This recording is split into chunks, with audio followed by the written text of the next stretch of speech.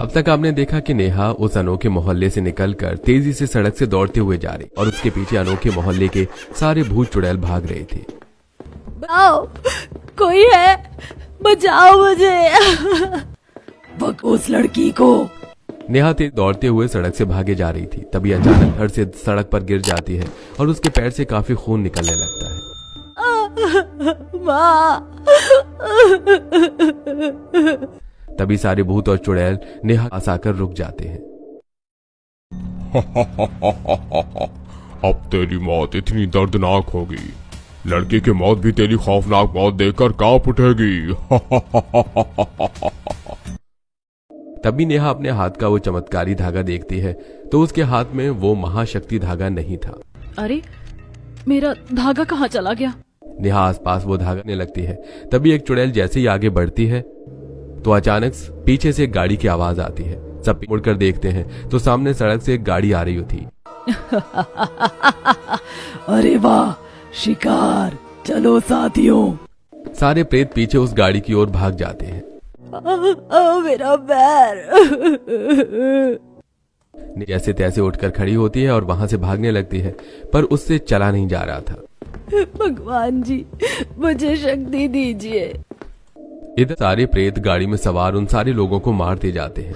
लोगों की दर्दनाक भयानक चीखें सुनकर नेहा का दिल कांप उठता है। तभी वो जैसे तैसे दौड़ते हुए मोनपुर गांव की ओर भाग जाती है। सारे प्रेत उन इंसानों के शरीर के टुकड़े खाते हुए खड़े थे। खाओ इन इंसानों को साथियों। इस अनोखे मोहल्ले के पास से जो भी गुजरेगा वो हमारा शिकार बनता जाएगा। तभी सारे अपने मोहल्ले में चले जाते हैं। अगले दिन सवेरे नेहा गांव में जमीन पर जख्मी अवस्था में पड़ी थी। तभी वहां गांव के कुछ निवासी और मुखिया बलराम ये सब आते हैं। ये लड़की कौन है? लगता है इस लड़की की अभी अभी शादी हुई है। नेहा के शरीर से काफी खून बह रहा था। तभी सब उसे होश में हैं। मम्मा, मैं कहाँ हूँ? वो सारे भूत चुड़ैल कहाँ गए? वो मुझे मार देंगे। ये सुनकर सबके होश उड़ जाते हैं। भूत चुड़ैल? तभी नेहा सारी घटना के बारे में और उस अनोखे मोहल्ले के प्रेतों के बारे में सबको सारी बात विस्तार से बताती है। नेहा की बातें सुनकर सबके होश उड़ जाते हैं। क्या तुम उस अनोखे मोहल्ले के भूतों से बचकर आ गई? यह कैसे संभव है? आप में से राम कौन है? बलराम मुखिया की वजह से ही उस अनोखे मोहल्ले के सारे लोग प्रेत बने हैं और वो लोगों को मारते जा रहे हैं। क्या मेरी वजह से? तभी नेहा इंटरनेट की सारी बात बलराम और सबको बताती है। मेरे पति, मेरे ससुराल वाले सबको उन प्रेतों ने मार दिया और ये सब इस बलराम मुखिया के कारण हुआ है। इसी की वजह से मेरे ससुराल वाले मरे हैं। मैं इस बलराम को पुलिस के हवाले कर दूंगी। ये सुनकर सब घबरा जाते हैं। तुमने जो सुना वो सब गलत है बिटिया। मधु मेरी बेटी जरूर है, पर उस अनोखे मोहल्ले के लोगों को हमने नहीं मारा था। झूठ बोल रहे हो आप। आपके कारण हजारों लोग अपनी जान गंवाते जा रहे हैं। बिटिया, तू सच्चाई नहीं जानती। मैं तुम्हें सच्चाई बताती हूँ। मुखिया जी की बेटी मधु की शादी एक अजीत नाम के लड़के से हो रही। तभी उस अनोखे मोहल्ले के एक निवासी, एक गुंडे अभय ने मधु को शादी के मंडप से उठाकर अपने अनोखे मोहल्ले में लेकर गया था। और जब मुखिया जी और गांव के निवासी सब मधु को लाने उस अनोखे मोहल्ले में गए थे तब पर तेरा अभय बेटा मेरी बेटी मधु को शादी के मंडप से उठाकर यहाँ ले आया है। मेरी बेटी कहाँ है दर्पण? मेरा बेटा तेरी बेटी से प्रेम करता है और अब तेरी बेटी को मेरी बहू बनने से कोई नहीं रोक सकता। फिर क्या था, बलराम के आदमी और दर्पण के आदमियों के बीच हाथापाई शुरू हो जाती है और दर्पण के आदमी बलराम और उसके साथियों को घायल कर देते हैं। जिसके बाद बलराम के सारे आदमी वहां से भाग जाते हैं और बलराम जमीन पर जख्मी अवस्था में पड़ा था। ले जाकर फेंक दे इसे इसके गांव में। कुछ बलराम को लेकर वहां से चले जाते हैं। इधर बलराम की बेटी मधु एक घर में कैद थी। मैं अपनी जान दे दूंगी, पर उस गुंडे अभय के साथ कभी ब्याह नहीं करूंगी। तभी जैसे मोहल्ले के निवासी मधु के पास उस घर में आते हैं तो मधु के हाथ में जलता हुआ गैस सिलेंडर था। ए, क्या कर रही हो? अब मेरे साथ साथ तुम सब मरोगे।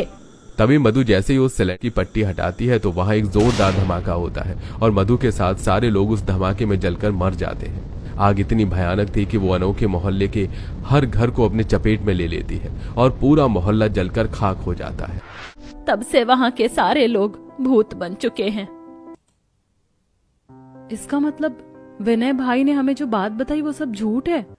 हाँ बिटिया, उन भूतों का अंत करने का कोई तो उपाय होगा ना। उनका अंत कभी नहीं हो सकता। वो भूत बहुत शक्तिशाली है।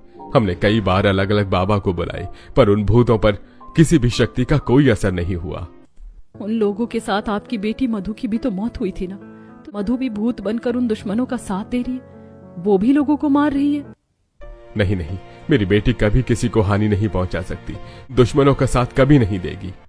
उन प्रेतों ने मेरा घर बसने से पहले मेरा सुहाग मुझसे छीन लिया, मेरे अपने मुझसे छीन लिए। मैं उन प्रेतों का नाम और निशान इस धरती से मिटा दूंगी। तभी नेहा विनय को कॉल करती है और उसे सारी बात बताती है। तुम चिंता मत करो नेहा, मैं रात तक उस गांव में पहुंच रहा हूँ। बिटिया, तुम्हारी ठीक नहीं है, तुम मेरे घर पर चलकर आराम करो। तभी काजल नाम की एक लड़की दौड़ते हुए वहां आती है। मुखिया जी, माँ। क्या हुआ बिटिया, तू रो क्यों रही है?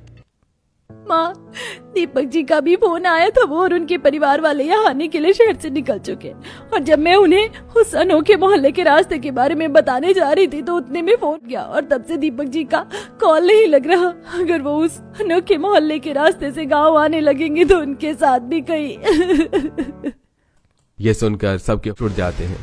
अरे तो बिटिया, तुझे उन्हें बता देना चाहिए था ना कि वो लोग दूसरे रास्ते से गाँव आए। माँ, मैं उन्हें बताने ही वाली थी कि तभी उनका फोन बंद हो गया। अरे बाप रे, कहीं वो लोग उस अनोखे मोहल्ले के रास्ते से ना आ जाए। दीपक कौन? आपके पति हैं? दीपक मेरा होने वाला दामाद है बिटिया, और उसके परिवार वाले आज काजल की शादी की तारीख तय करने आ रहे। मैंने पहले ही कहा था तुम्हें मीनाक्षी कि दीपक और उसके परिवार वालों को अनोखे मोहल्ले का सच बता दो। आप लोगों ने उन्हें बताया क्यों नहीं? वो इसलिए बिटिया, क्योंकि उस अनोखे भूत या मोहल्ले के से हमारे गांव की बेटियों से कोई ब्याह नहीं कर रहा था, इसलिए अब यहाँ किसी भी लड़की को रिश्ता आता है तो उन्हें उस भूत या मोहल्ले के बारे में नहीं बताते। अरे बाप रे, कहीं वो भी उस रास्ते से आ गए तो? भगवान जी, मेरे होने वाले पति और उनके परिवार की रक्षा कीजिए। सब बेहद घबराने लगते हैं। रात समय नेहा और गांव के सारे निवासी गांव के बाहर उस अनोखे मोहल्ले की सड़क पर खड़े थे, और इधर वो अनोखा मोहल्ला हर रात की तरह इस रात भी अपना खौफनाक रूप ले लेता। और आने वाली अंधेरी रात हमारा खौफ इस इलाके में पैदा करती है। सवेरे से हमें कार नहीं मिला। सुन मेरे जवानी के जोशीले भूत, जरा सड़क पर जाकर नजर रख, अगर कोई भी इंसान या जानवर आते दिखाई दे तो उसे घसीटते हुए यहाँ लेकर आ। तभी अभय, जो अब भूत बन चुका है, वो इंसानी रूप धारण करके सड़क पर आता है। दूर दूर तक सड़क पूरी सुनसान थी, चारों खौफनाक भयानक अंधेरा छाया हुआ था। रास्ता तो पूरा खाली है, अब कैसे आएगा यहाँ शिकार? तभी अभय भूत वहां से गायब हो जाता है और हाईवे के पास आकर खड़ा हो जाता है। तभी एक तेज कार रफ्तार सामने आ रही थी। गाड़ी आ रही है, इसे अपने मोहल्ले की ओर मोड़ देता हूँ। तभी अभय हाथ देकर उस कार को रोक देता है। उस कार में काजल का होने वाला पति दीपक, दीपक के माता पिता गुंजन, सुरेश और दीपक की बहन सपना, ये सब थे। कौन हो भाई तुम? हाँ, मैं मोहनपुर गांव में रहता हूँ और इस समय गांव जाने के लिए कोई गाड़ी भी नहीं मिल रही। क्या आप मुझे मोहनपुर गांव छोड़ देंगे? घर पर मेरी बूढ़ी माँ अकेली बीमार है, मुझे उन्हें दवाई देना है। अगर वो एक दिन भी दवाई नहीं लेती तो उनकी तबीयत बहुत ज्यादा खराब हो जाती है। दीपक बेटा, इसे बिठा ले, मजबूरों की सहायता करना बहुत पुण्य का काम है, और हम भी तो उसी गांव जा रहे हैं ना। ठीक है भाई, बैठ जाओ। तभी अभय दीपक के पास वाली सीट पर बैठ जाता है। दीपक कार चला रहा था और उसके माता पिता और बहन पीछे बैठे थे। तभी कार आगे की ओर बढ़ती है। थोड़े समय मोहनपुर गांव का वही शॉर्टकट रास्ते का मोड़ आता है जहां से अनोखा मोहल्ला आता है। अरे रुक जाइए साहब। दीपक कार रोकता है। क्या हुआ? साहब, अगर हाईवे से जाएंगे तो काफी लंबा रास्ता है, आप इस शॉर्टकट रास्ते से चलिए। इस रास्ते से हम जल्दी मोहनपुर। साहब, हम रोज इसी रास्ते से गांव जाते हैं। चलो अच्छा हुआ कि तुम हमें मिल गए, हम तो पहली बार उस गांव में जा रहे हैं। तभी दीपक कार को अनोखे भूतिया मोहल्ले के रास्ते की ओर मोड़ देता है। आपका ये सफर आखिरी सफर होने वाला है साहब। पूरी सड़क सुनसान थी। चारों ओर भयानक खौफनाक अंधेरा छाया हुआ था। ये रास्ता तो कितना सुनसान है। हाँ, बड़ा भयानक रास्ता है ये तो। भाई ये रास्ता गांव। दीपक जैसे बगल वाली सीट पर देखता है तो वहां अभय नहीं था। तभी कार रुक जाती है। क्या हुआ भाई? अरे वो आदमी कहाँ गायब हो गया? सब अभय को गायब होते देखकर बेहद डर जाते हैं। यही सीट पर तो बैठा था, वो अचानक कैसे गायब हो गया? दीपक बेटा, मुझे ये जगह कुछ ठीक नहीं लग रही है, तो चल बेटा यहाँ से। दीपक कार स्टार्ट करता है तो कार स्टार्ट नहीं हो रही थी। अरे अब इस गाड़ी को क्या हो गया? इधर काजल और के सारे निवासी उस सड़क पर परेशान खड़े थे। दीपक जी, मेहरबानी करके इस रास्ते से मत आना। दीपक बेटा, जल्दी गाड़ी चालू करना। तभी दीपक की खिड़की के पास बाहर वही अभय आता है। क्या हुआ साहब, गाड़ी खराब हो गई क्या? तुम? तभी अभय अपने असली भूतिया रूप में प्रकट हो जाता है। ये देखकर दीपक और उसके परिवार वाले डर के मारे चीखने चिल्लाने लगते हैं। अरे बाप रे, ये तो भूत है। अरे! तभी वहां सारे भूत राक्षस ये सब आ जाते हैं और वो दीपक और उसके परिवार को पकड़कर अपने उस अनोखे मोहल्ले में ले जाने लगते हैं। अरे बचाओ बचाओ, हमें कोई बचाओ। तभी सारे भूत दीपक और उसके परिवार शरीर को नोच नोच कर खाने लगते हैं। यह भयानक खौफनाक दर्द के कारण दीपक और उसके परिवार वाले दर्दनाक आवाज से चिल्ला रहे थे। तभी उनकी काजल और उसके गांव के निवासियों के कानों तक पहुंच जाती है। अरे ये कैसी आवाजें हैं? ये तो दीपक जी की आवाज है। दीपक और उसके परिवार की खौफनाक दर्दनाक चीखें सुनकर गांव के निवासियों की रूह तक कांप उठती है। फिर से उन प्रेतों ने इंसानों को अपना शिकार बना लिया। नहीं दीपक जी। दीपक की आवाज सुनकर काजल खून के आंसू रोने लगती है। तभी सब वहां से चलते हैं। अगले दिन सवेरे सब गांव के एक स्थान पर उदास खड़े थे। वहां विनय भी आ चुका था। नेहा, तुम ठीक तो हो? मैं तो ठीक हूँ विनय भाई, पर यहाँ के निवासी ठीक नहीं। वो भूतिया लोग यहाँ की बेटियों का सुहाग उजाड़ते जा रहे हैं, बेकसूर लोगों को मौत के घाट उतारते जा रहे हैं। हमें उन भूतों को रोकना होगा विनय जी, वरना हर दिन वहाँ मौत का खेल चलता ही रहेगा। नेहा विनय को सारी बात बताती है। हम यहाँ एक पल नहीं रुकेंगे नेहा, चलो यहाँ से। नहीं विनय भाई, मैं उन भूतों का अंत करके ही रहूंगी। मैं और बेकसूर लोगों को उन भूत हाथों मरने नहीं दूंगी। नेहा वो भूत है और हम मामूली इंसान, हम उनका मुकाबला नहीं कर पाएंगे। हाँ बेटिया, तुम यहीं से चली जाओ। वो भूत प्रेत बहुत शक्तिशाली, उनका मुकाबला कोई नहीं कर सकता। एक है जो उनका मुकाबला कर सकती है। कौन? मुखिया बलराम की बेटी मधु। क्या? हाँ, उन मोहल्ले के निवासियों के साथ आपकी बेटी मधु की भी तो मौत हुई थी ना, तो मधु भी जरूर उनकी तरह प्रेत बनी होगी। अब उसकी आत्मा ही हमारी सहायता कर सकती है। पर हम एक आत्मा को कैसे बुला सकते हैं? मैं एक तांत्रिक बाबा को जानती हूँ। शाम का समय एक तांत्रिक बाबाओं में आते हैं और नेहा उन्हें सारी बात बताती है। हाँ, मैं मधु की आत्मा को बुला सकता हूँ। रात का समय गांव के एक स्थान पर बैठकर अपने तंत्र मंत्र करने लगते हैं और वहां गांव के सारे निवासी खड़े थे। तभी वहां मधु आती है जो एक भयानक पिशाचिनी बन चुकी थी। क्यों बुलाया मुझे यहाँ? तभी नेहा मधु को सारी बात बताती है। अब तुम ही उन भूतों का अंत करके इंसानियत को बचा सकती हो मधु। नहीं, वो भूत बहुत ही शक्तिशाली है, मैं उनका सामना नहीं कर पाऊंगी। वो सब मुझसे भी ज्यादा शक्तिशाली हैं। मधु ऐसा मत कहो, वो सब तुम्हारे हत्यारे हैं और आज वो बेकसूर लोगों को मारते जा रहे हैं।